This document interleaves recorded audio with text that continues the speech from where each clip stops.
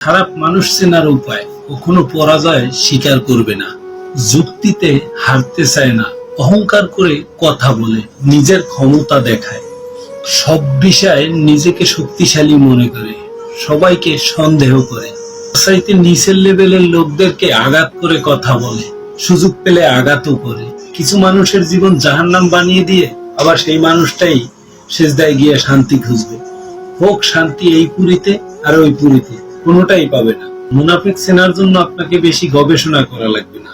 আমাদের প্রিয় নবীজি মুনাফিক চেনার কিছু ধারণা আজকে থেকে 1400 বছর আগে দিয়ে গেছে।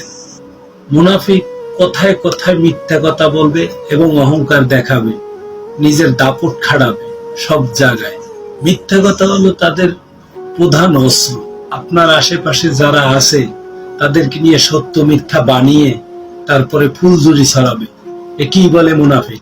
মুনাফিকদের কাছে কিছু আমানত রাখলে দেখবেন আপনার আমানত খেয়ানত করে বসে থাকে।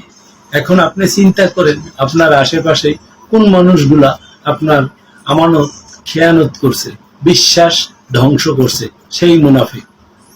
কোনো একটা বিষয় কাজ দিলে বারবার সে প্রতিশ্রুতি দেবে এবং বারবার সে ওয়াদা ভঙ্গ করবে, সেই মুনাফিক। তার মতো করে পৃথিবীর সকল মানুষকে ভাবতে থাকবে, কারণ সে নিজে মুনাফিক। সকল মানুষকে মুনাফিকের মাপকাঠি দিয়েই মাপা হবে তার কাছে। সে এভাবেই সকল মানুষের ভিতরে ছড়িয়ে যাবেন।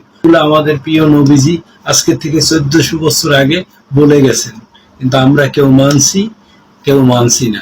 যেটা আমার স্বার্থে আছে সেটা আমি মানি, যেটা আমার স্বার্থে নাই সেটা আমি মানি না। সমাজে দেখেছি, যদি আমি লিটনের একটা কান কাড়া থাকে তখন সবাই কান কাড়া লিটন ডাকবে। যখন আমি লিটনের লাখপতি হমু তখন সবাই লিটন ভাই বলবে। যখন আমি কোটিপতি হমু তখন সবাই লিটন সাহেব বলবে। যখন আমি হজে যাবো তখন সবাই হাজি লিটন বলবে। এটাই সমাজ।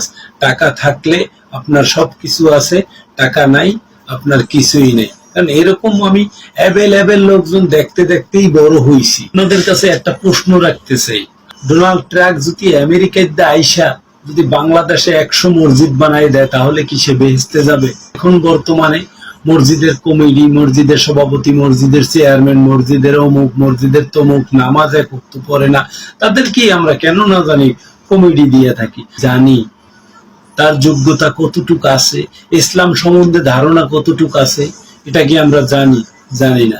তবে আমি নিজেও কিন্তু এর বাইরে না, আমি নিজেও এর ভিতরে।